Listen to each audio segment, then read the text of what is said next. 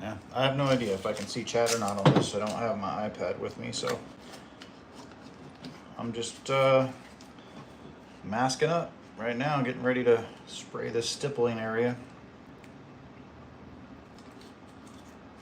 So we're working on a Glock 43, and the client wants their stipple job to be black, so this is kind of what we're working on right now. So just trying to get all that masked off so I can hit this with black. And it's challenging because there's no straight lines. This has got the little stipple edges all the way around it, so we're working on that. And so I've got to mask all of that, which will be interesting. But yeah, it's kind of what we're after. If you're just joining, gonna be like that guy right there. So some tedious masking. We just got to get the edges as clean as we can, so when we spray this, it's black, because that's what he wants. Although I think it would look better in a gray like this, maybe. I don't know. Be kind of cool to see it. But that's what we're working on right now. So just hanging out. I don't have my iPad, so I can't see chat. I'm still trying to see if there's a way I can see chat. If anybody is chatting, I can't see it, so I'm just still trying to figure that out. But I don't know. So if I'm not responding to your messages, it's because I can't see anything, so forgive me. But if you want to follow along, that's what we're doing. We're just masking off some really unnecessarily complicated stippling lines, and probably making a bunch of stupid faces while I go, because I'm trying to see all these edges and get as clean of a line as possible. So when we're doing it, this line right here, all I'm doing is I'm pushing this tape up into the rounded edges of that stippling. So when I spray it, I want to make sure I don't get any black onto this white alpine paint, because it's going to look really weird. So we're getting there. We're pretty close. And this is what we're talking about here, masking all this off, and it's black. Still think it'll look better gray, but we do what the client wants us to do. And that's kind of where we are right now.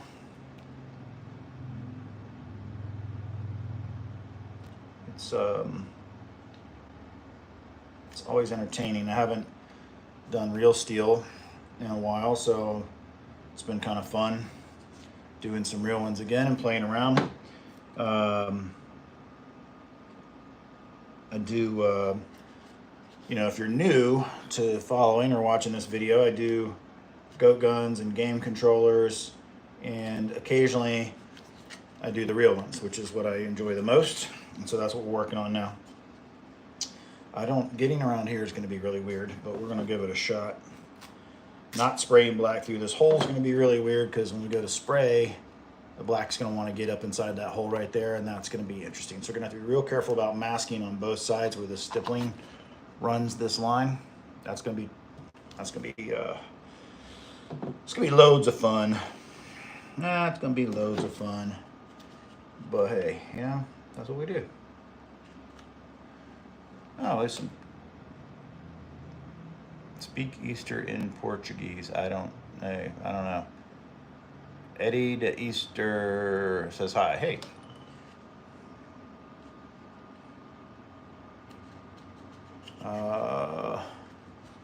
Cool. So normally, like I was saying earlier, I have my iPad here and I can see the comments better, but well, I'm still learning how to do the live stuff. I've never really spent time on lives, but it'd be awesome is if you could have lives and actually speak to people on the other side. That would be fun to me because I'm so focused on what I'm doing. So I don't know if any of you do paint and you like to see how to do this. When I get the tape real close to the edge here, I actually will push the tape into that line so it gives me a really clean line. So that's kind of what I'm working on. Some of these corners are going to be real freaking challenging, but I think we're going to be okay. I think we're going to be able to make it happen. Do any of you guys paint? Or any of you guys do... Hey, what's up, Gavin? You guys do real firearms or goat guns? You do game controllers? Who in here paints? What do you paint? I know Gavin paints.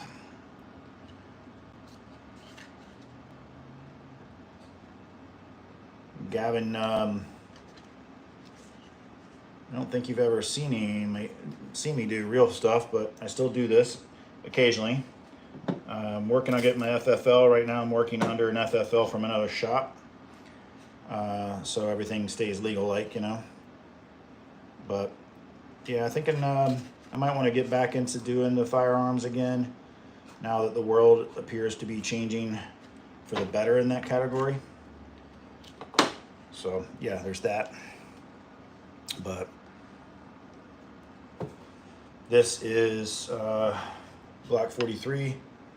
It's done in kind of a alpine white multicam. It's 4 layers of grays and whites, but just trying to get into the tight edges of this stippling. Right in here, these lines are going to be challenging. So just want to push it in as hard as I can to make sure that when I spray, it doesn't bleed onto the rest of the paint job. Yeah, so that's what we're doing. But yeah, there we go. Just gonna keep on keeping on.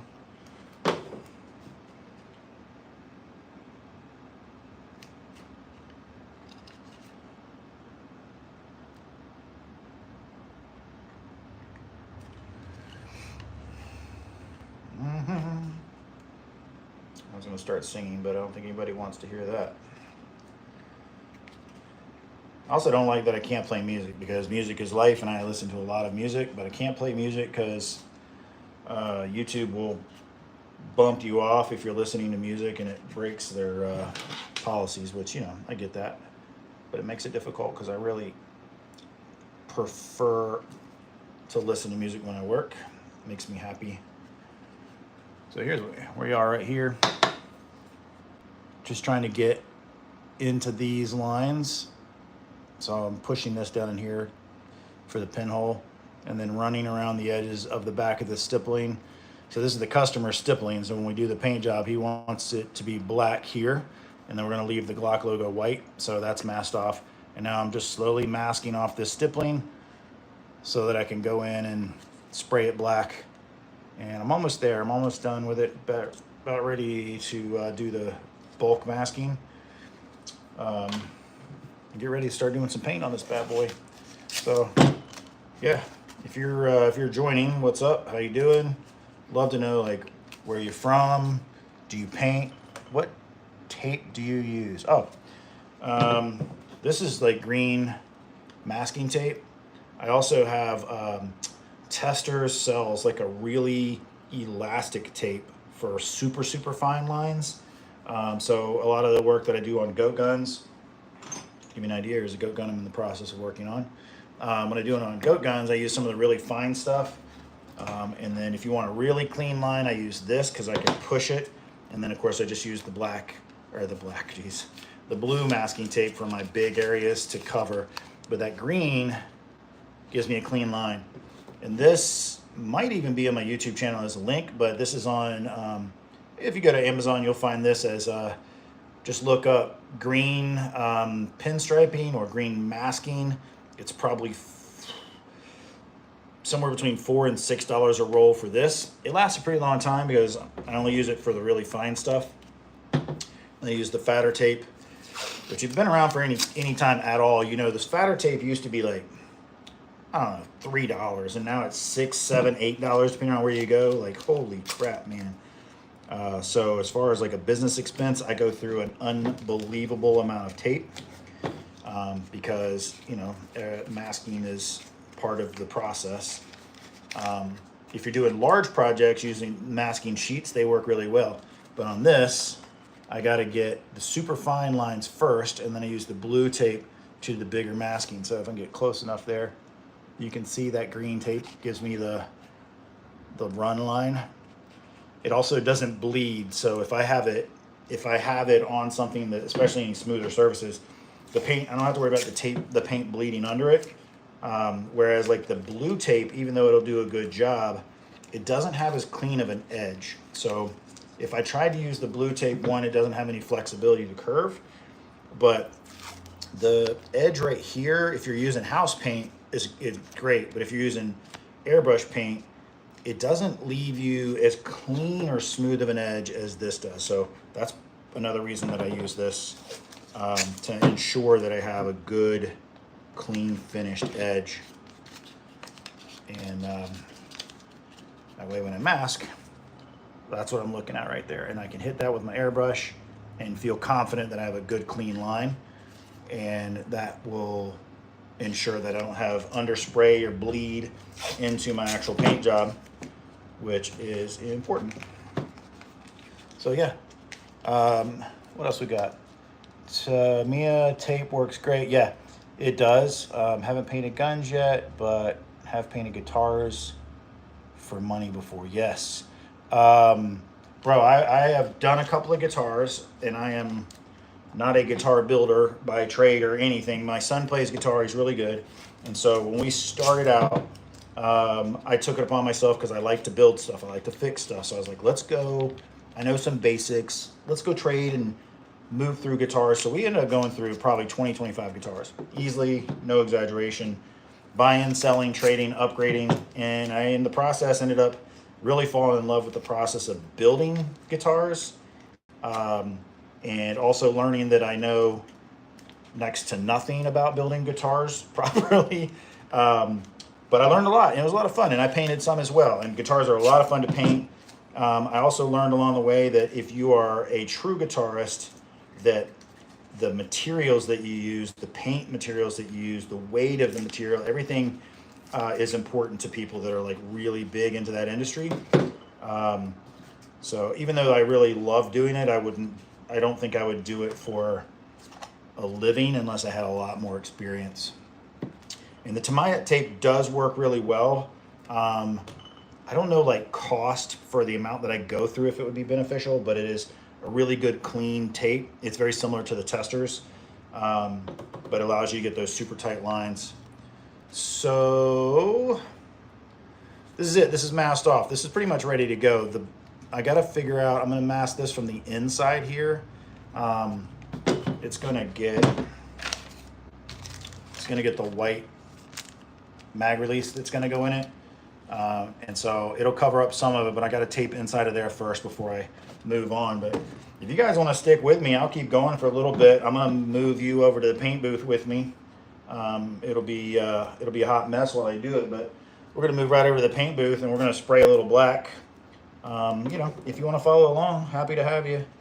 I appreciate people watching, trying to build this channel up and share. I like to share knowledge and learn what I can. And, you know, when I was teaching myself, I learned from a lot of people on YouTube. And so I want to be able to give that back and share what I can. And I still learn from people. Let's see, for hard to reach areas, you can use blue sticky tack. Yeah, okay, so in the firearms industry, we use you can use clay, not clay, but Play-Doh, and it's probably similar to the sticky tack thought process. There is, you basically push it into, like in my case, if I had some, I could push it into this square and then use my blade and cut the edge out. You do the same thing with like Play-Doh, because you get it in there, you lay it into place, and then you clean the part that you're not spraying, and it fills big gaps. So if, like for example, if you're doing a fluted barrel, you can fill all the fluting with the Play-Doh, and then clean all the edges off with some mineral spirits, and then get to painting that. It totally works. So I would imagine that the blue tack would be a similar thing. So that's cool. That's a good idea. I'm almost ready here, guys. This piece is challenging to get these edges. I'm kind of anal retentive, if you will. I don't like underspray. Underspray being paint that when you spray it, it literally goes under your masking, under your stencils, that kind of thing. I really don't like it. I just think it takes away from the look of the finished product. And so I try really hard to make sure that all of the areas that I'm working on have that part protected. So, all right, we're there. I'm ready to go to the paint booth. Just got to do a quick inspection here. So we have all of our areas masked here and here, all the way around the back. All the stippling is exposed, so cool. The Glock logo is masked. All I gotta do is, I'm gonna hit that. I almost forgot that piece. So let's move over to the paint booth and throw a little black. We're just gonna use Duracoat Combat Black on the grip here. And yeah, let's spray it. Come along, I'm gonna bring you. It's probably gonna get bumpy for a minute. And I turn my booth on, it's gonna get a little loud. We'll set you up right here. All right. There you go, can you see that? Everybody can see? All right, here we go. So, we're gonna be using Duracoat Combat Black. I'll mix it over here for you. So, just a couple of things that I do. There's a bunch of different ways to go about it. But I basically use a little foil in my cup, and it makes it easier to cleanup. So I'm not, because I change colors really often. I want to make sure that I can very quickly move between colors without having to stop and clean out my spoon every single time. A lot of Duracoaters or Cerakoaters, they use they stir it in a container, and then you have to clean that out every time. And then also they will measure it versus this. But I've been using this measurement, which is essentially for Duracoat, it's 12:1. It's money, it works great every time. We're going to use this airbrush. Stick with me 1 second, I gotta go turn my pump on, and we'll start spraying.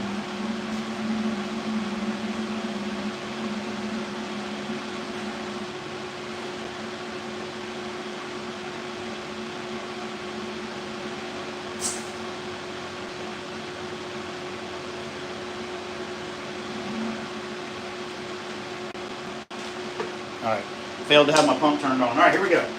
So we got a little bit of Duracoat. We don't need a lot. We're just going to mix a little black. Just basically a teaspoon of black.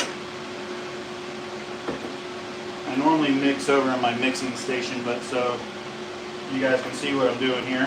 And then we're going to do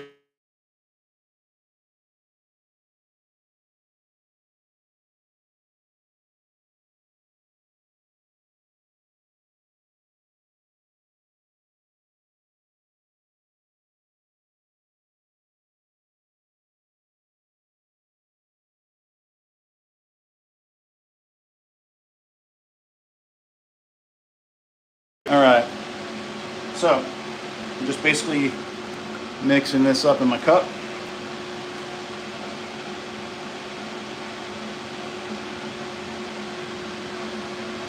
You want to make sure it's really, really well mixed to get that hardener in there.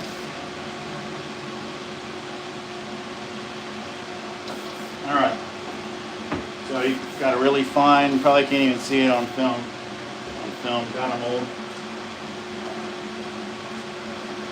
So we're going to use that, and we're going to spray black, so you'll be able to see it very quickly. It's the one benefit of it being all white. So checking my masking one more time before I get started.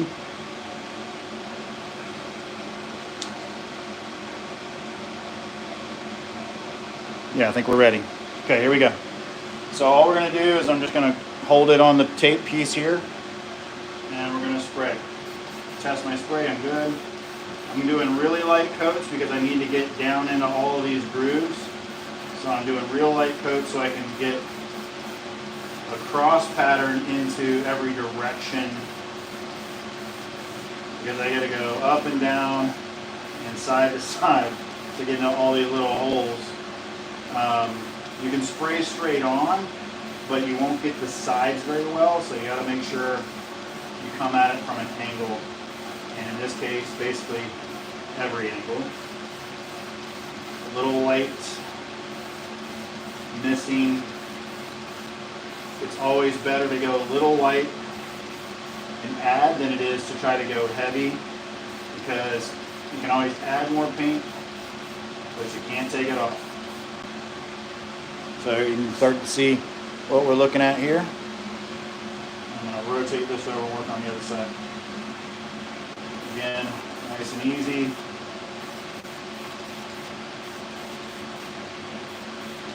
Now Duracoat is not like Tamiya or other modeling paints. This paint dries to the touch really fast. So by the time I'm done with this and clean up my brush, I'll actually be able to handle the painted area. Now, I still want to be careful, especially since this is all sharp edges. And so if you know anything about painting, when you have sharp edges, the sharp edges will rub faster than everything else. So there's my basics. So I'm just letting that sit for a minute to tack up. You can see it like that line right there. And then we'll give it one more top coat to ensure that it's nice and thick and covered. And there's a couple little lighter areas there, so we're going to hit that. But yeah, that's it. So we're going to put on this top coat here. And it doesn't need to be a lot, but now I can go a little heavier because I got that base coat down. And you're just going to give nice, even passes all the way through. You don't want to hold your brush in the same place at all, because it'll very quickly puddle on you, and that's something you really want to avoid. So that is black. So I'm going to give this a little bit of time to dry up, and then I'll go through the process of disassembling it, taking all the tape off, and get ready to put this bad boy together. So that's all I got for you guys today. I appreciate you following. This is officially the most people I've ever had on at one time. I'll try to continue to bring more content. Check out the channel, and love to get any feedback and ideas. Let's see, what cleaner do you use for your airbrush when, oh, okay. Let me answer that question, because this is a big deal. So for Duracoat, because Duracoat is a two-part paint, it is essentially like a ceramic mixed paint. It is extremely hard, and if you let it dry in your brush should be trash, basically. So you want to make sure you clean it regularly.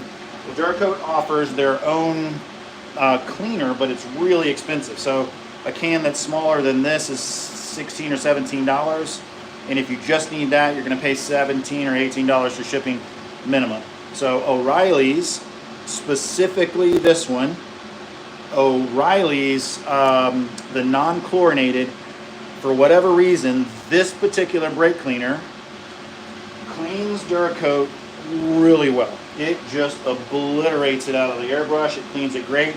And this is like $4 a can, and I can just run down to the store and get it. And I have it all over the place. I always have extra, because this stuff cleans, well, obviously degreases really well.